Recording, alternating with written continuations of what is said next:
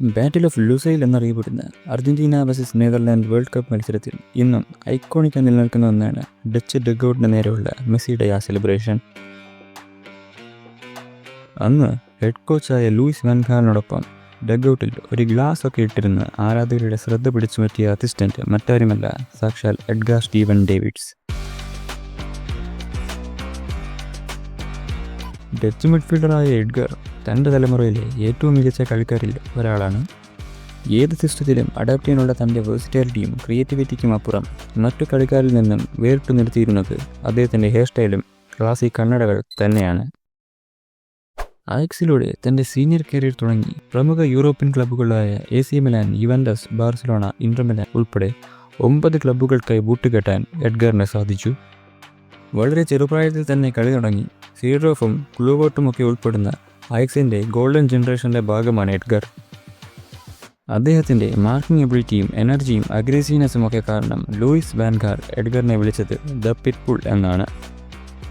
അതുപോലെ യുവൻറ്റസ് മാനേജറായ Marcelo Lippi the one man engine room എന്ന് വിശേഷിപ്പിച്ചതും അക്കാലത്ത് സിഡാനുമായിട്ടുള്ള പാർട്ട്ണർഷിപ്പും എടുത്തു പറയേണ്ടതാണ്.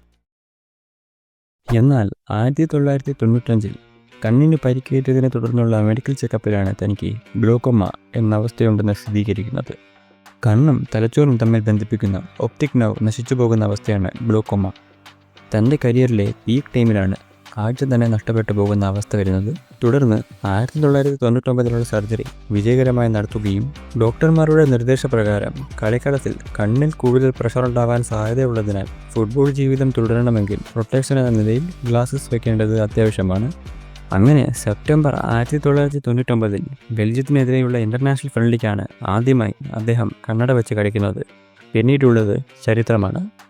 ഗ്ലാസുകൾ തൻ്റെ കളിയെ ബാധിക്കുമെന്ന് എഡ്ഗർ ഭയന്നപ്പോൾ തുടർന്നുള്ള നാളുകളിൽ അത് തൻ്റെ ട്രേഡ് മാർക്ക് സ്റ്റൈലായി ലോകം അംഗീകരിക്കുകയും ഫീൽഡിൽ ടീമിൻ്റെ നടുതൂണായി മാറുകയും ചെയ്തു.